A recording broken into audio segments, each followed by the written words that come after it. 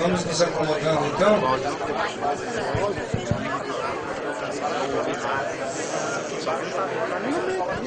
Vamos dar início mais ao painel. Vamos saber se testar aqui. Os bichos têm que mandar fone, né, velho? Os bichos não mandam fone, como é que você vai monitorar? Liga pra ele, né, bicho? Muito bom dia, meu nome é Lúcio Rodrigues, sou diretor executivo da empresa Área em Empreendimentos Sustentáveis. Estão ouvindo bem? É um prazer imenso recebê-los mais uma vez, mais uma edição da Agility Invest. E nós, principalmente, na qualidade de anfitriões, já que estamos sediados nessa cidade. Então, para a gente é um prazer a mais estar participando de mais uma edição desse evento. Bem, a nós nos foi dada a missão de trazer um painel de um tema pungente, apaixonante, que é a questão das comunidades planejadas.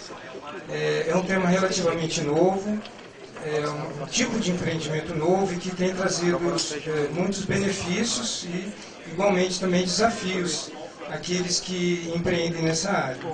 Bem, para cumprir essa missão, eu estou aqui ao lado de um time de vencedores. Nos e-mails que nós trocamos previamente aí, na organização do painel, a gente recebeu algumas sugestões de temas. Então, nós vamos inicialmente pedir para que cada um se apresente e tem alguns minutos iniciais para fazer os primeiros comentários a respeito das comunidades planejadas. O que é propriamente uma comunidade planejada e como essa tendência pode trazer benefícios financeiros, tanto aos investidores como incorporadores. Bom dia a todos, meu nome é José Janderson Queiroz, sou arquiteto urbanista, também da área de empreendimentos, e professor universitário também da Universidade Católica de Brasília, na área de urbanismo. Então a gente tenta contribuir aqui para esclarecer algumas dúvidas, caso os senhores já tenham daqui a pouquinho. Boa tarde a todos, é um prazer estar aqui novamente na Habit Brasil, participando do painel com vocês. Meu nome é Nilson Nóbrega, estou aqui como diretor-geral da Prima S.A., da Prima Inova. Somos investidores e desenvolvedores no Nordeste do Brasil e somos responsáveis por um dos maiores desafios aí da área de comunidades planejadas do Brasil, com a implantação de um negócio com 62,5 milhões de metros quadrados no litoral norte da Bahia. Bom dia, Sérgio Vieira, eu sou engenheiro de produção de formação, fui engenheiro de produção, atualmente sou diretor da ESPB, Espírito Santo Property Brasil, uma empresa com sede em São Paulo, grupo fruto da Associação de Empresários Brasileiros Oscar-Americano com o Grupo de Portugal Espírito Santo, e que temos uma participação na sociedade que desenvolve o empreendimento Pedra Branca Cidade Criativa na Grande Florianópolis. Nós estamos trazendo aqui a possível colaboração. A Pedra Branca talvez seja, pelo que nós conhecemos, talvez seja um empreendimento que está mais avançado em termos de implementação já de empreendimento. Quem sabe até isso no final aqui das apresentações. E em função do primeiro painel, que deixou tudo meio de farol baixo, eu trouxe um filminho curtinho que talvez bote um pouquinho de luz aqui nesse nosso ambiente para criar um pano de fundo para a gente conversar sobre os nossos empreendimentos. Bom dia, meu nome é Saulo Suassuna, eu sou da Nova Urbanismo, que é a empresa que pertence ao grupo Suassuna Fernandes. Nossa origem é de construtores, incorporadores, né, lá em Recife, Pernambuco, e a Nova Urbanismo surgiu em 2008 para desenvolver plataformas de comunidades planejadas.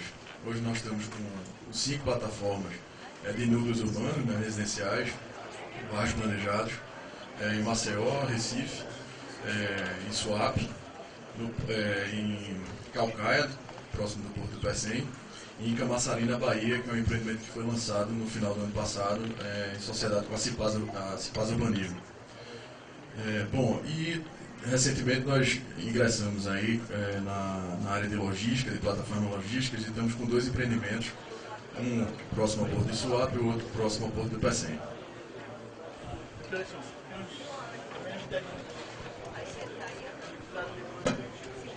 Bem, então, cada um dos panelistas vão fazer agora os comentários iniciais.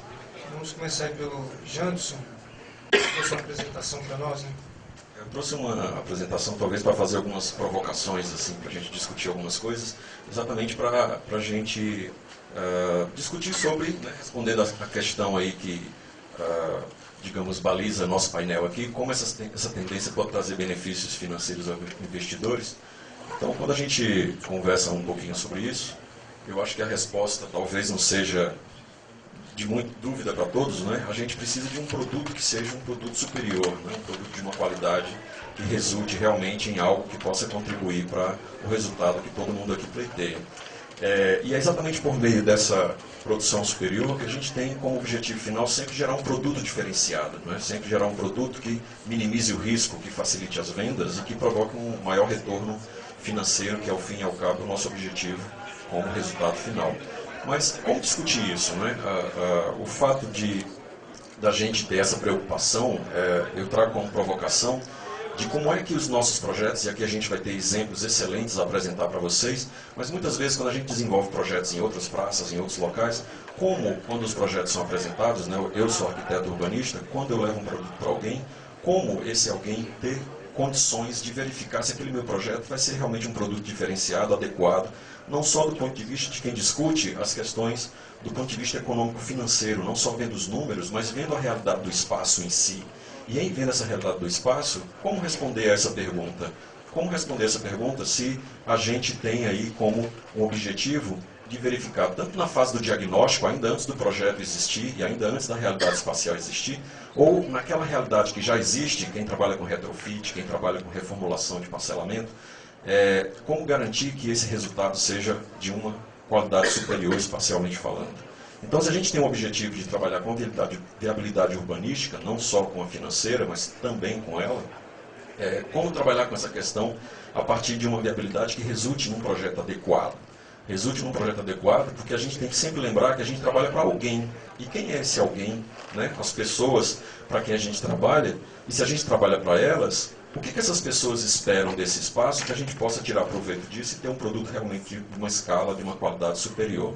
Então, quando a gente olha para essas expectativas que as pessoas têm com relação ao espaço, a gente vai ver que existe hoje toda uma série de técnicas de conhecimento, de teoria a respeito disso, que tem condições de contribuir de uma maneira muito efetiva com aquilo que a gente está produzindo enquanto espaço. Uma primeira coisa, por exemplo, que as pessoas esperam é interagir umas com as outras. Se eu consigo conhecer isso, adequar isso ao meu projeto, eu posso ter como resultado, por exemplo, uma rua cheia de gente, onde comércio, por exemplo, vai ter uma chance de sucesso muito maior, e não ruas vazias, onde eu vou correr o risco de que haja uma rotatividade, por exemplo, de comércio, de usos, que pode ser não o meu objetivo. Dentro de um shopping center, por exemplo, num retrofit ou num shopping center novo, como escolher uma loja, por exemplo? Como adequar para o meu cliente que aquele local que ele vai escolher é aquele que é mais próprio para o seu tipo de negócio? Existe hoje, por exemplo, uma série de técnicas... acho que travou um pouquinho. Existe uma série de técnicas... pode avançar para mim? Existe uma série de técnicas, por exemplo, eu como professor universitário, eu trabalho muito com os meus alunos, fazendo simulação, por exemplo, de percurso de pessoas dentro de edifícios ou espaços urbanos. Resulta em desenhos como aquele da esquerda que vocês têm lá. Hoje existem modelos matemáticos que a gente pode, mesmo com uma planta, quer dizer, antes do projeto efetivamente virar espaço, né, é muito mais difícil reformar depois de construído, eu tenho condições de simular com 90% de certeza qual o resultado de circulação de pessoas dentro de um edifício ou no espaço urbano. Isso pode ser determinante, por exemplo, para escolher um local dentro de um shopping, uma loja, um empreendimento dentro de um espaço urbano. Aqui é um estudo, por exemplo, feito por um colega num trabalho de doutorado, fazendo uma análise histórica da cidade de Natal. Quanto mais vermelhas as linhas, mais integradas são os sistemas. E por serem integrados aos sistemas, mais usados pelas pessoas nas suas circulações. Pra você ter uma ideia, a gente consegue antecipar aí deslocamento de centralidade. A gente consegue, por exemplo, antecipando deslocamento de centralidade, para onde as linhas vermelhas caminham, eu consigo antecipar, por exemplo, valorização de terrenos. às vezes com alguns anos, ou às vezes com mais do que isso, de prazo. A partir, por exemplo, de mudança de plano diretor, quando a gente pega planos diretores que ainda estão em pesquisa, ainda estão em estudo, ainda estão em processo de aprovação, a depender das alternativas do plano diretor, a gente tem condição de antecipar, às vezes, com vários anos, o que vai acontecer em regiões futuras, facilitando ou ajustando decisões aí de compra ou de permuta de terreno. Outros objetivos das pessoas são que as suas atividades funcionem, mesmo nos momentos de circulação, como é uma das atividades que a gente desenvolve no espaço urbano.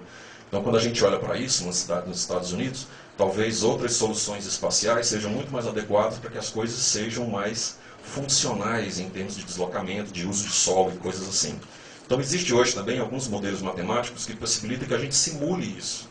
E em simulando, mesmo ainda no patamar do projeto, a gente tem condições, por exemplo, por esses modelos matemáticos, de verificar os melhores percentuais entre área pública e área privada, otimizando resultados finais e valores finais de VGV, por exemplo, ou outra coisa parecida. Simular, por exemplo, questões de coeficiente de aproveitamento.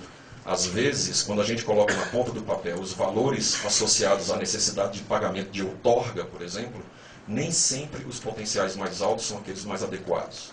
Então, como lidar com isso? Outras questões que são de extrema importância, né, as questões de custo-benefício, de economicidade. Todo mundo espera ter uma boa relação de custo-benefício, todo ser humano, com relação a qualquer tipo de espaço. Como lidar com isso? Se eu volto para aquela imagem anterior, provavelmente o valor do solo aí poderia ser muito mais potencializado, por exemplo, se eu adoto outras soluções espaciais. Como pesquisar e como desenvolver isso? Então, também existem modelos matemáticos que possibilitam a gente jogar esses números e obter exatamente resultados precisos, de tal maneira que muitas vezes um aparente investimento maior no primeiro momento, mas dá um diferencial de produto significativamente maior, e isso pode compensar qualquer tipo de custo de investimento a mais.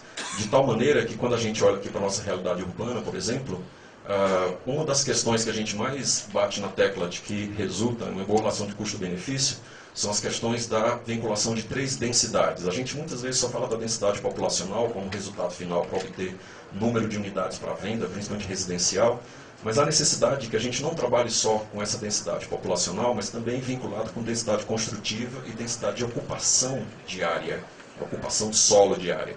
Um dos grandes resultados, né, daquele valor ali do Distrito Federal ser superior das outras capitais em média de venda, e essa é a nossa média aqui, exatamente se dá porque nessa região, no plano piloto, apenas 18% de toda a superfície da região que está presente aqui no plano piloto e mediações é efetivamente ocupada. 18%. 82% é área pública. E aí, quando a gente permeia esse número e faz um comparativo com densidade de área construída, a gente tem um resultado que é realmente o valor do solo explode e a gente consegue explicar com muita clareza isso de maneira técnica, de maneira objetiva. Outras questões de conforto, não é? Então, quantas e quantas vezes nós estamos num país de clima tropical, então como lidar com isso, na medida em que a gente, por exemplo, tem a necessidade de um conforto acústico, as pessoas esperam isso. Como escolher um terreno, por exemplo, para colocar um empreendimento que necessite de silêncio ou que possa suportar barulho? Então, também existem modelos que a gente consegue trabalhar isso de maneira muito efetiva a partir de softwares, onde, tanto dentro do edifício quanto fora, no espaço urbano, isso pode ser antecipadamente discutido e depois, durante o processo de planejamento, minimizado para obter o resultado final que a gente almeja. Questões de insolação, iluminação. Então, que soluções? Eu consigo, a partir de certos gráficos, inclusive, verificar qual é o melhor resultado possível dentro de um edifício, por exemplo, apenas umidificando o espaço ou só ventilando, antes de entrar com uma solução que muitas vezes todo mundo adota de cara, que é o ar-condicionado. Então, as questões de sustentabilidade tratam exatamente com esses resultados. Questões aí de estudos de insolação, ventilação também, modelos que possibilitam a gente trabalhar, sempre com o intuito de que a comunidade planejada seja para os senhores um resultado bom final, que resulte exatamente num produto vendável, né, para obtermos o resultado que todo mundo espera. Como se orientar no espaço? Então, cidades que muitas vezes dificultam essa orientação, seja numa cidade ou seja dentro de um edifício. Quando eu ando dentro do edifício, para onde a gente olha, por exemplo? Se eu projeto um edifício, se eu projeto um espaço urbano, eu tenho que controlar para onde as pessoas olham. E se elas olham para determinado resultado, elas vão ver a fachada do meu empreendimento ou não. E se elas não veem, como eu posso manipular isso? Eu não posso ser pego de calça curta lá na frente. Eu tenho que antecipar isso. E os projetos que a gente vai ver aqui, exatamente são aqueles que resultam nessa qualidade superior. Mas a grande maioria dos projetos, a gente tem que ter esse nível de preocupação.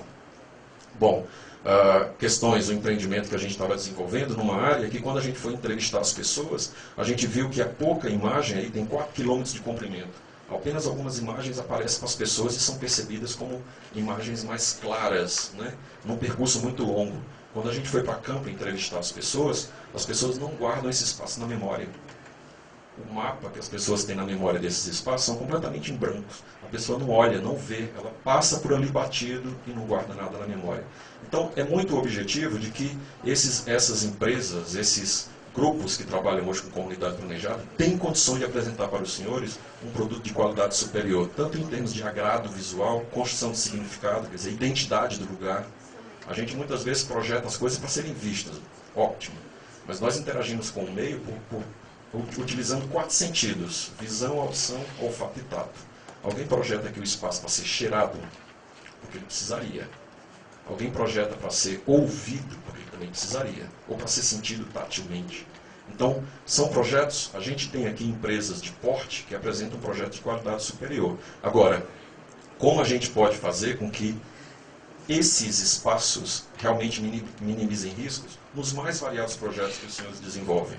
Então é necessário que a gente comece a trabalhar com a cultura de que não é só por meio de uma viabilidade econômica, isso é de extrema importância, mas a gente tem que começar a trabalhar também com as questões de uma viabilidade urbanística. Essa era a minha contribuição.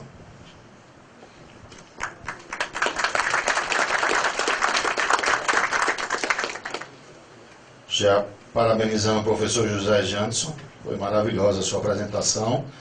O foco da nossa atuação em comunidades planejadas é o foco da segunda residência.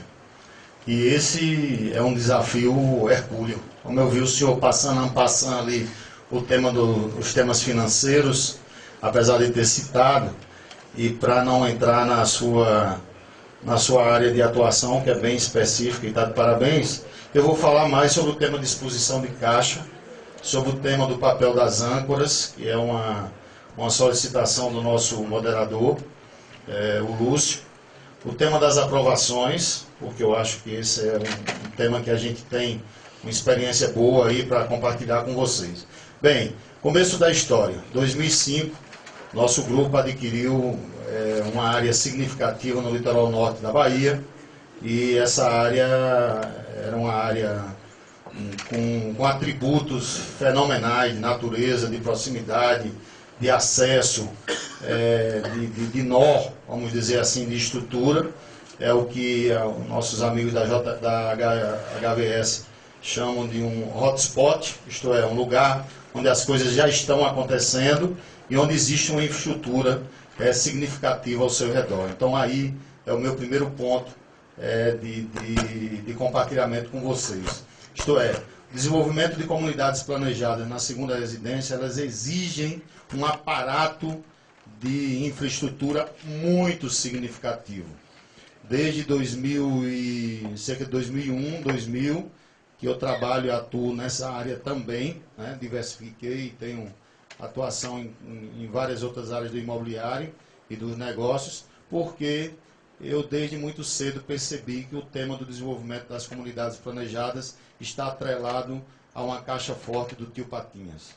Então você tem que começar a visão, que é o sonho daquele grande desenvolvedor, do homem do grupo, que tem uma área bonita, que aí no Brasil é uma coisa que é muito fácil de se encontrar, e ele começa a olhar com os olhos de quem quer fazer um grande negócio, uma grande comunidade, como forma de desenvolver as suas áreas. E de 2005, 2006, 2007, vocês sabem, nós vivemos uma opulência no desenvolvimento dos grandes projetos imobiliários no Brasil, com aquela euforia que ocorreu. Vou compartilhar com vocês, alguns já se esqueceram, mas nós tínhamos 273 projetos de comunidades planejadas sendo desenvolvidas apenas no Nordeste do Brasil, nas praias brasileiras. Nós recebemos aqui um conjunto muito grande de investidores que vinham de fora e começaram a pegar opções de compra dos donos dos terrenos, com a visão de desenvolver esses terrenos e de vender para o público estrangeiro, né? Muitos tiveram que parar pelo caminho. O resumo da ópera foi o que aconteceu com os Estados Unidos e aconteceu com a Europa. Essas pessoas esvaziaram os sonhos, né, juntaram na mala e deixaram a gente aqui com uma série de dever de casa para ser resolvido, né, principalmente com relação ao tema da alavancagem nos preços das áreas, dos terrenos, da necessidade do desenvolvimento de tecnologias financeiras que fossem compatíveis para o desenvolvimento das grandes áreas. E, bem, 95% ou 96% dos projetos não saíram do papel, eram realmente projetos, né? E nós que ficamos, claro, já havíamos comprado, para vocês terem ideia, nós investimos a valor de atualização de CDI nessa nossa área para o desenvolvimento da comunidade planejada, algo em torno de 300 milhões de reais em cash, em valor atualizado a CDI hoje, né? Então, esse eu chamo a atenção para vocês para o segundo ponto, isto é, carregar o valor, né, do custo de uma grande área no tempo, num país inflacionário, é uma meta hercúlea. Isto é, nem Hércules conseguiria carregar essa missão. Nós, que participamos de um grupo que tem no seu formato de acionistas, famílias e family offices que vêm de 4, 5 gerações fazendo negócio, então